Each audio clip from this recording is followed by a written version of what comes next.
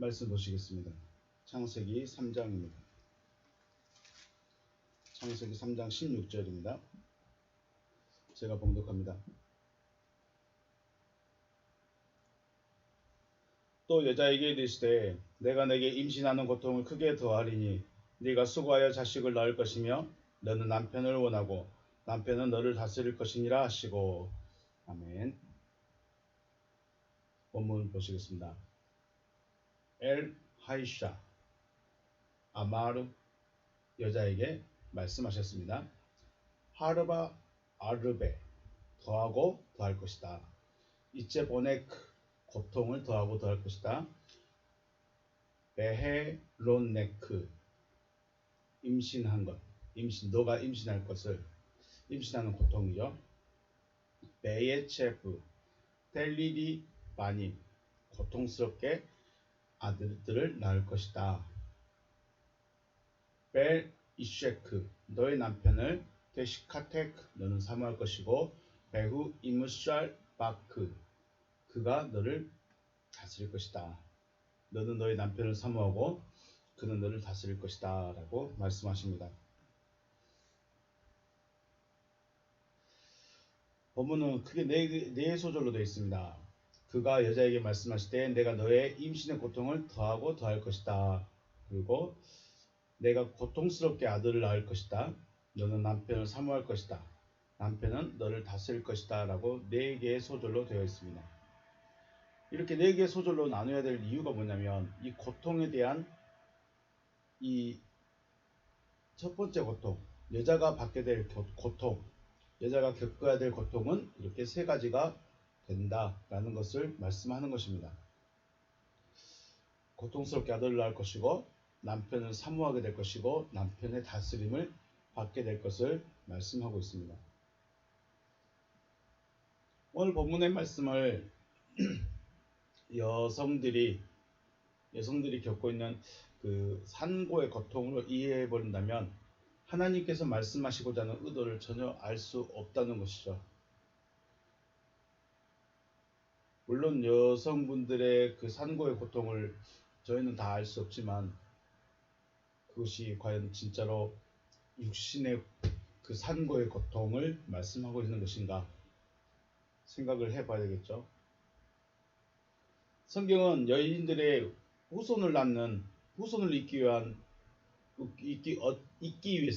후손을 잇기 위해서 목숨을 내놓았습니다. 왜냐하면 후손은 기업을 이어나갈 자이며 구원이며 기쁨이기 때문입니다. 단순히 아들을 낳아서 기쁘다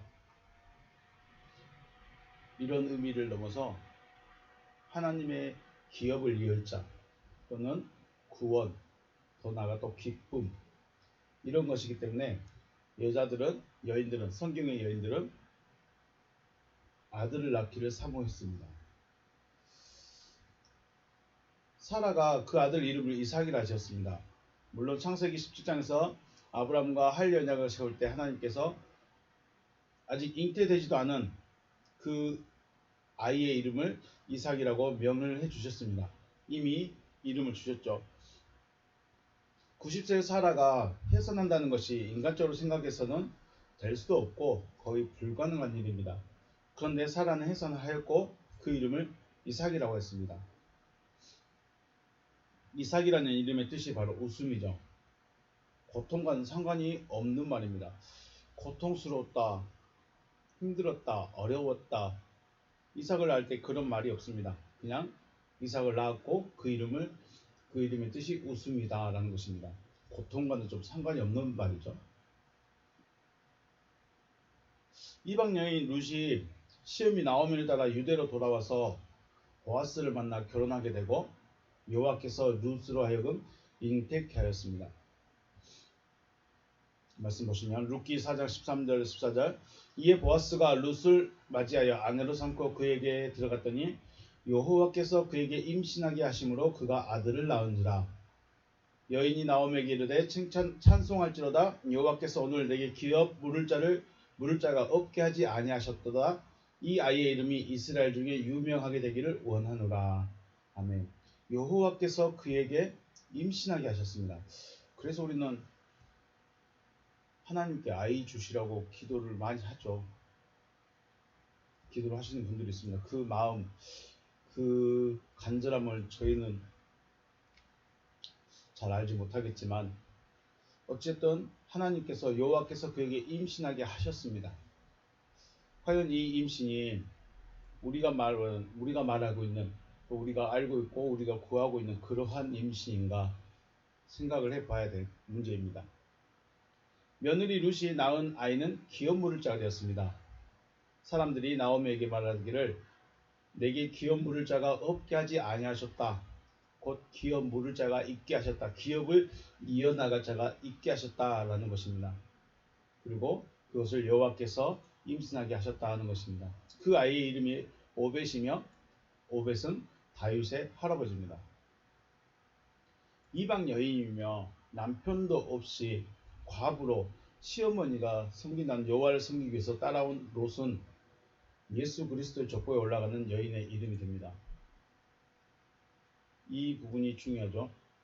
여인이 남편도 없이 과부로 시어머니를 따라왔습니다. 그것도 전혀 다른 민족, 모압 족속에서 이스라엘 족속으로 넘어왔습니다.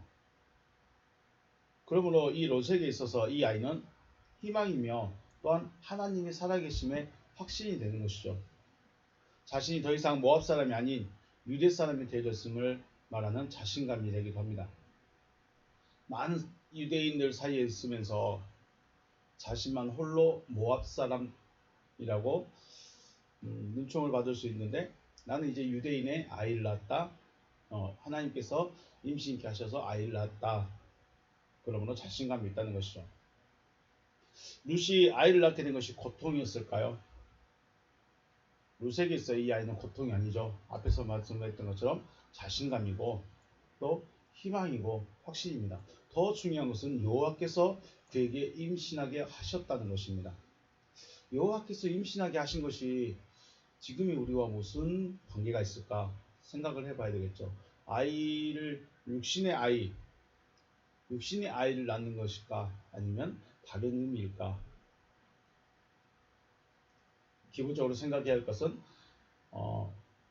잉태하는 것, 임신하는 것은 고통이 우리가 알고 있는 해산의 고통, 여인들이 겪고 있는 그 해산의 고통이 아니라고 말씀하고 있다는 것입니다. 호세아 9장 10절에서 말씀하면 옛적에 내가 이스라엘을 만나기를 누구를 만나게요? 이스라엘을 만나기를 광야에서 포도를 만난 것 같이 하였으며 너희 조상들을 보기를 무화과에서 처음 맺힌 첫 열매를 봄같이 하였거늘 그들이 바알브록에 가서 부끄러운 우상에게 몸을 들임으로 저희가 사랑하는 우상같이 가증하여졌도다. 이스라엘이 가증하여졌습니다. 에브라임의 영광이 새같이 날아가리니 해산하는 것이나 아이 베는 것이나 임신하는 것이 없으리라. 네. 에브라임 족속에게 해산이나 또 아이 베는 것이나 임신하는 것이 없을 것이라고 하십니다. 혹 그들이 자식을 기를지라도 내가 그 자식을 없이 하여 한 사람도 남기지 아니할 것이라. 내가 그들을 떠나는 때에는 그들에게 화가 미치리로다. 내가 보건대 에브라임은 아름다운 곳에 심긴 두루와 같으나 그 자식들을 살인자에게로 끌어내리로다. 여호와여 그들에게 주소서. 무엇을 주시려 하나이까? 아이 보이지 못한 태와 젖없는 유방을 주시옵소서. 여호와께 호세아 선지자가 구합니다. 여호와여 그들에게 주시는데 무엇을 주십니까? 아이 베지 못한 태와 젖없는 유방을 주시라고 구하고 있습니다. 네. 그들의 모든 악이 길갈에 있으므로 내가 거기에서 그들을 미워하노라. 그들의 행위가 악함으로 내 집에서 그들을 쫓아내고 다시는 사랑하지 아니하리라. 그들의 지도자들은 다 반역한 자니라. 에브라임은 매를 맞아 그 뿌리가 말라 열매를 맺지 못하나니 비록 아이를 낳을지라도 내가 그 사랑하는 태의 열매를 죽이리라. 그들이 듣지 아니하므로 내 하나님이 그들을 버리시리니 그들이 여러 나라 가운데서 떠도는 자가 되리라. 아멘. 에브라임에 대한 하나님의 저주 혹은 징계의 말씀입니다. 에브라임 지파는 자식이 없는 지파입니다. 자식이 없는 지파가 되어버렸습니다. 앞에서 말씀 보니까 해산하는 것이나 아이 베는 것이나 임신하는 것이 없을 것이다. 그러므로 지파 자체가 없어져 버립니다. 자식이 없는 지파가 되어버리죠. 여기서 자식 없는 지파가 되었다고 해서 육신의 혈통이 끊어져 버렸느냐, 육신의 혈통이 끊어졌는가 아니면 다른 것을 말하고 있는가를 생각해 봐야 되겠죠. 출애굽기 1장에서는 야곱이 애굽으로 들어가는 그 지파들 11명의 아들들을 말합니다. 루벤, 시몬, 레위, 유다, 이사갈, 스불론, 베냐민, 단, 납달리, 갓, 아셀, 그리고 애굽에 있던 요셉까지 해서 12명의 지파, 12명의 아들들 됩니다. 그런데 여기서 요셉이라는 사람은 요셉 지파라고 하지 않고 므낫세와 에브라임 지파로 나눠집니다. 요셉 지파가 므낫세와 에브라임 지파로 나눠집니다. 그런데 요한계시록 7장에 입맞은 14만 4천 지파에서 입맞은 자들의 지파 14만 4천 지파에서는 루벤, 시몬, 레위, 유다, 이사갈, 스불론, 베냐민, 단이 빠져. 단이 빠집니다. 단은 뱀이라고 했습니다. 그래서 이 입맞은 자의 지파에서 단 지파가 빠집니다. 그리고 납달리, 갓, 아셀, 므낫세, 요셉 지파가 따로 들어갑니다. 요셉 지파가 원래는 요셉이 므낫세와 에브라임으로 나눠져야 되는데 요셉이라는 이름으로 다시 들어가게 됩니다. 정리하면 단지파는 뱀과 같은 자들이라서 계시록에서 빠집니다. 14만 4천에서 빠졌다는 것은 구원받은 자가 없다는 것입니다.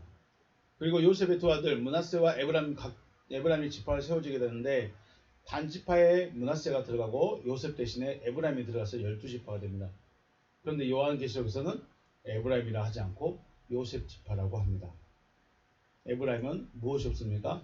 단과 마찬가지로 구원받은 자들이, 구원받은 그 후손들이, 구원받은 아들들이 없다는 것입니다.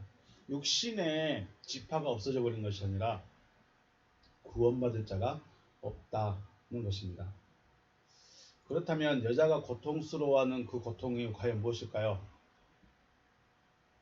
그러므로 우리가 아이를 베지 못한다. 아이 벤다는 것은 앞에서 시작할 때 말씀드렸습니다. 아이를 벤다는 것은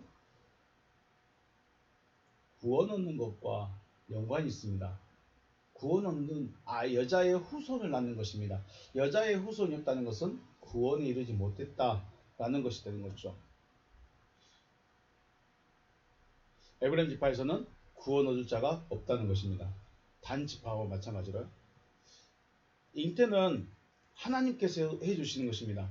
내가 아이 베고 싶다고 해서 베어지는 것이 아니고 내가 아이를 갖고 싶다고 해서 가져지는 것이 아니라는 것입니다. 잉태는 누가 해주십니까? 누가 주시는 것입니까? 하나님께서 주십니다. 그래서 우리는 하나님께 기도합니다. 하나님, 아들 한 명만 주세요. 자식 한 명만 주세요. 딸도 좋습니다. 한 명만 주세요. 라고 기도하는데 과연 그 기도가 내가 원하는 육신의 자녀에 대한 기도인가 아니면 다른 의미인가는 분명히 생각을 해보셔야 될 것입니다. 거꾸로 잉태하지 못한다는 것은 하나님께서 구원을 주시지 않는다.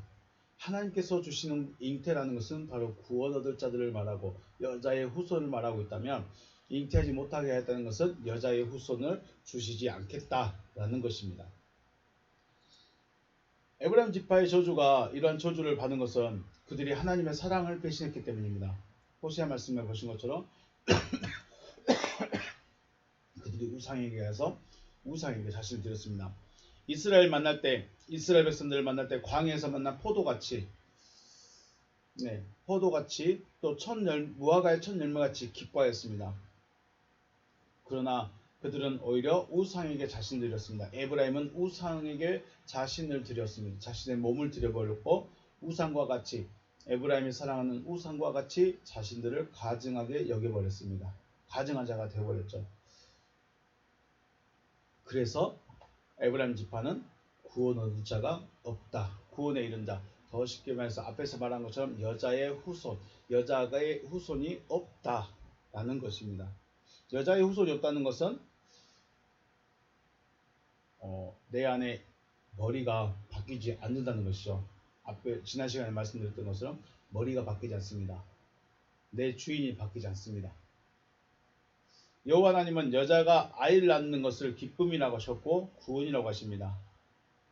결코 여자는 고통이 아닙니다. 여자에게 아이를 낳는 것은 고통이 아니라 기쁨이고 구원이라는 것이죠. 시편 113편 9절 또 임신하지 못하던 여자를 집에 살게 하사 자녀들을 즐겁게 하는 어머니가 되게 하시는도다. 아멘.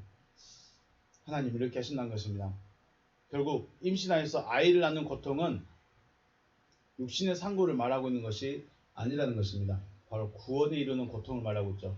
구원에 이르는 것, 여자의 후손을 낳는 그것이 고통스러울 것이다.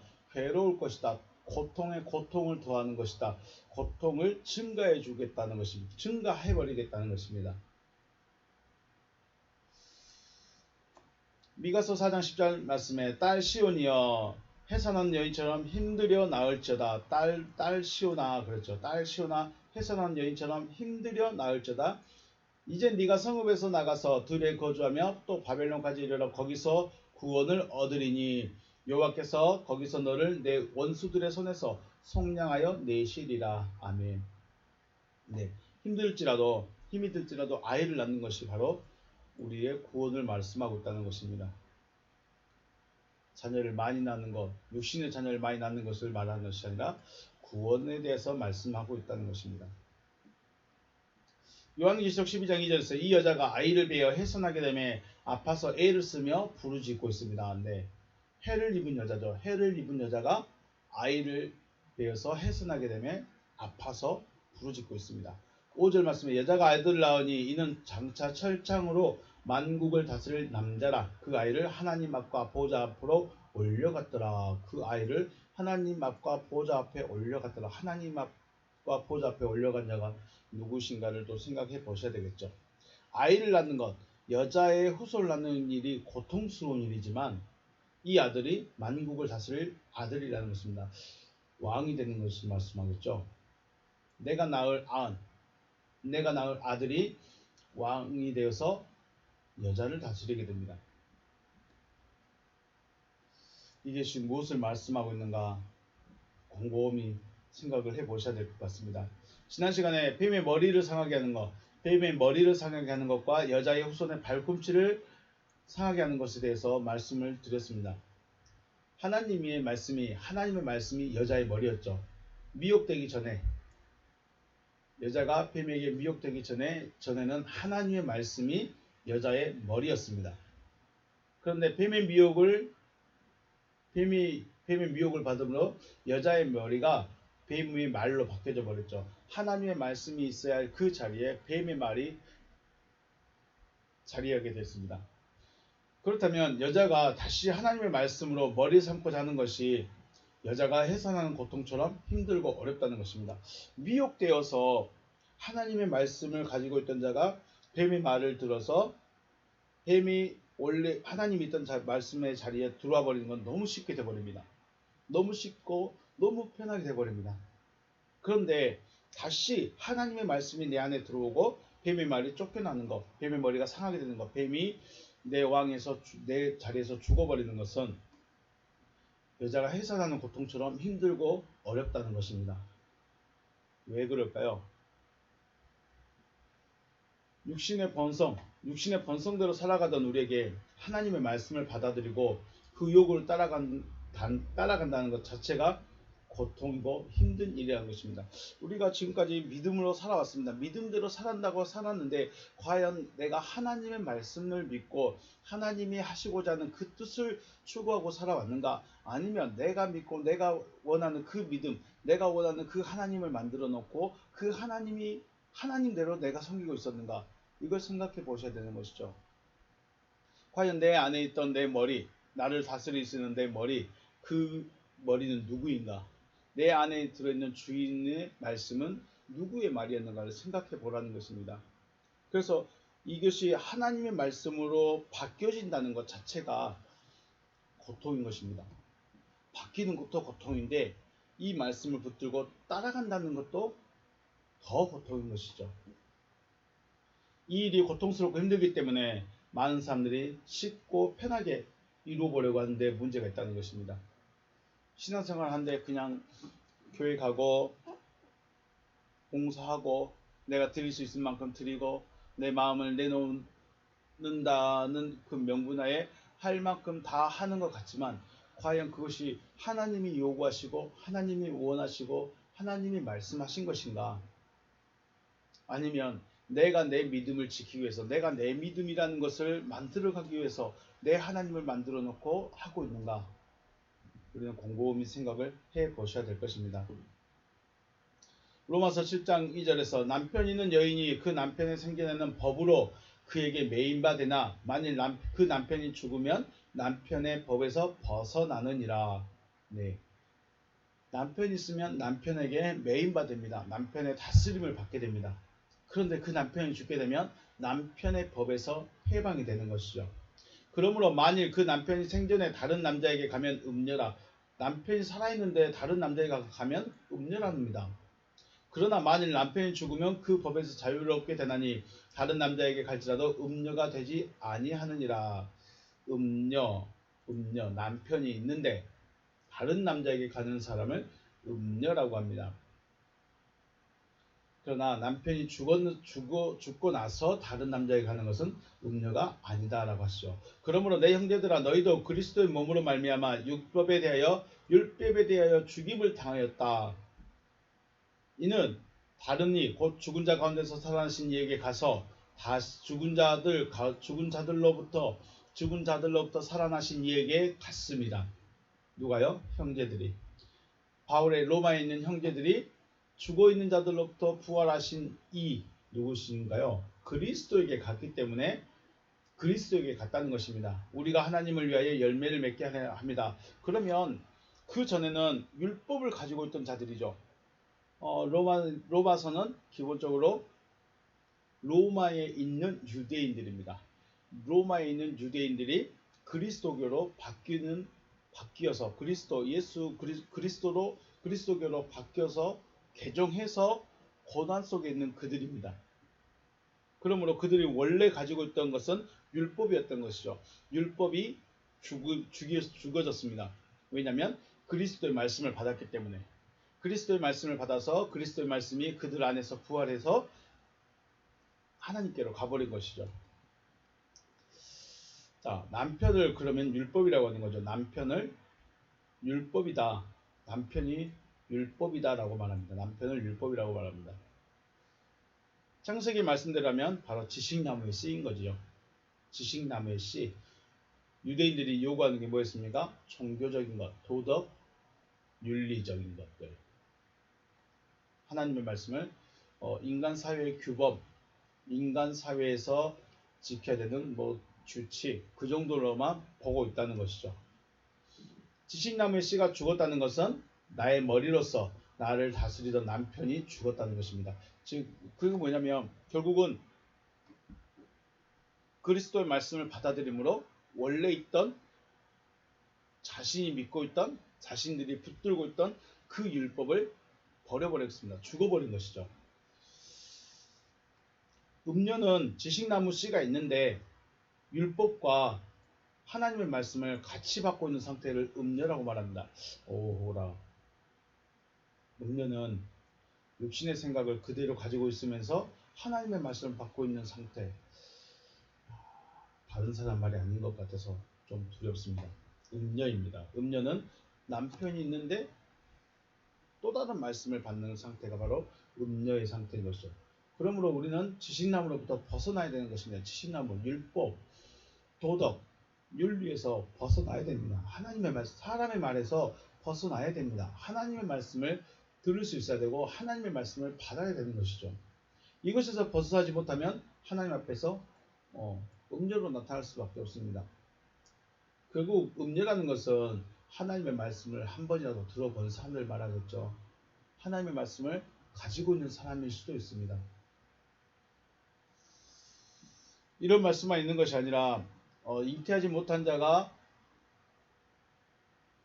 오히려 복이다라고도 말하기도 합니다. 기록 갈라디아서 4장 27절 기록된 바 잉태하지 못한 자여 즐거워하라. 잉태하지 못하면 구원받지 못하는 것인데 여자의 후손을 낳지 못한다는 것인데 즐거워하라고 합니다. 산고를 모른 자여 소리질러 외치라. 이는 홀로 산 자의 자녀가 남편 있는 자의 자녀보다 많다. 잉태하지 못하는데 왜 남편 있는 자의 자녀보다 많을까요? 잉태하지 못하고 산고를 모르는 것은 하나님의 구원을 얻을 수 없다는 것이다 라고 하셨는데 바울은 이사야 선지자의 말씀을 통해서 말하고 있습니다.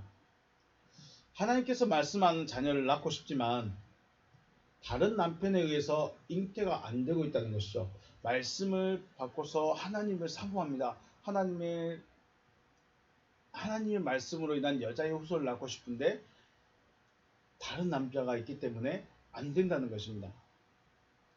그러나 말씀을 간직하고 있다면 남편이 죽게 됩니다. 하나님의 말씀을 받고 하나님의 말씀을 가까이 하고 하나님의 말씀을 받게 되면 원래 있던 남편이 죽게 됩니다. 그리고 새 남편으로 인해서 잉태하는 즐거움을 얻게 될 것이다 라고 말씀하시는 것입니다. 말씀을 받아야 될 중요한 이유가 여기 있습니다. 말씀을 받게 되면 하나님의 말씀이 내 안에 들어오면 원래 있던 남편이 죽게 됩니다. 이건 우리가 아는 그 생명에 죽고 사는 그런 문제를 이해하면 너무 어렵고 이해가 안 되는 부분이고 하나님의 말씀이 들어오면 어두움은 물러가게 되어 있습니다. 빛이 들어오면 어두움은 물러가게 되어 있습니다. 그것을 죽었다라고 표현을 하는 거죠. 여자는 뱀의 미혹으로 인해서 고통의 삶을 살게 됩니다. 그 첫 번째가 바로 잉태하는 고통이죠. 잉태하는 고통. 이것은 하나님께서 말씀하신 여자의 후손을 잉태하는 것 자체가 안 되기 때문에 오는 고통입니다.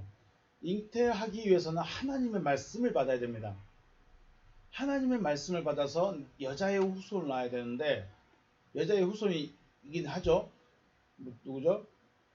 지식나무의 씨를 받아도 여자의 후손이긴 합니다. 그런데 두 부류가 나타나죠. 이 아담의 아내에게서 나오는 여자 아이들이 두 아이가 있습니다. 가인과 아벨입니다. 가인과 아벨. 가인은 믿지 않는 자의 조상으로 나가고 아벨은 죽어버리고 셋이라는 새로운 아들을 받게 되는 것이죠. 말씀을 받는 것 자체가 어렵습니다.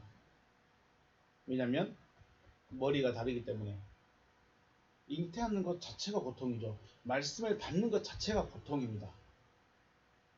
왜냐하면 내가 알고 있던 그 믿음, 내가 알고 있는 그 하나님, 내가 알고 있던 그 성경, 그것을 다 버려야 되는데 쉬운 일이겠습니까? 원래 그게 나인데, 그게 나인데 그걸 버리랍니다. 쉬운 일이 아닌 거죠. 그 자체가 고통인 것입니다. 둘째는 해산의 고통입니다. 말씀은 받고 약속을 받았지만 그 말씀이 이루어지는 것도 고통스러운 일입니다. 왜냐하면 마귀가 가만두지 않겠죠. 자기 자리가 있는데 자기가 내 주인이었는데 갑자기 주인이 바뀌어버렸으니 마귀 입장에서는 안 뺏기려 하는 거죠. 말씀이 이루어지는 것, 말씀을 끝까지 붙들고 있는 것 자체가 고통입니다. 말씀을 받는 것도 고통인데 받은 바 말씀, 나에게 이루어져야 될 그 말씀을 간직하고 있는 그 자체도 고통입니다. 이걸 말씀하시는 것이죠. 말씀을 받는 것도 고통이고 말씀이 이루어질 때까지 내가 그 말씀을 간직하고 있는 것도 고통의 삶인 것이죠. 아브라함이 말씀을 받았을 때 그냥 뚝하니 던져줬을까요? 많은 사람들이 하나님을 믿지 않고 있는데 많은 사람들이 하나님을 믿는다는 이름으로 우상을 섬기고 있는데 그 중에서 자기 혼자 하나님의 말씀을 들은다는 것이 쉬운 일일까요? 쉽지는 않을 것입니다. 또 말씀을 받았습니다. 그리고 자기 갈대아 우르를 떠나서 가나안에 가서 40년을 기다려야 됩니다. 이 시간이 쉬운 시간이었을까요? 편한 시간이었을까요? 결코 그렇지 않았을 것입니다. 네, 이런 과정들이 분명히 있어야 된다는 것이죠. 저와 여러분은 무엇 때문에 고통스러워하고 힘들어하고 있을까요? 여러분의 머리 혹은 남편은 누구인가? 우리는 분명히 생각을 해야 됩니다. 단순하게 그냥 준 것만 먹고 설교만 듣고 있으면 안 된다는 것입니다. 구원은 내가 얻어야 되고 나와 하나님과의 1대1의 관계입니다. 성경은 나에게 대한 말씀이고 나에게 이루어져야 될 말씀이지 다른 사람 이야기가 아니라는 것이죠. 구원을 위한 후손, 여자의 후손, 나의 후손을 얻고자 하려면 구원할 수 있는 남편이 있어야 되는 거죠. 자, 구원을 얻기를 원하면 구원할 수 있는 자를 붙잡아야 되고, 여자의 후손, 구원에 이를 수 있는 후손을 얻고자 하면 구원을 할 수 있는 자가 내 남편이 되어줘야 된다는 것이죠. 그런데 계속 이어가겠지만, 다음 시간에 하겠지만, 이 일이 결코 쉽지만은 않습니다. 구원을 할 수 있는 남편을 만난다는 것, 나를 구원할 수 있는 남편을 만난다는 것이 결코 쉬운 일도 아닙니다. 그래서 또 고통이죠. 임신하는 것도, 잉태하는 것도 고통이요, 해산하는 고통이요, 것도 고통이고, 남편을 만나는 것도 고통이고, 남편이 나를 다스리는 것도 또한 내게 고통일 수 있다는 것이죠. 오늘 여자가 겪어야 될 고통에 대해서 생각을 해봤습니다. 해산하는 고통은 육신의 자녀를 낳는 그 고통을 말씀하고 있지 않다는 것입니다. 하나님은 네가 너의 후손을 낳는 것 낳기가 어려울 것이다. 그러나 낳으면 기쁨이고 만족이고 기업을 이었게 되고 또 구원에 이른다 라는 것을 말씀하고 있습니다.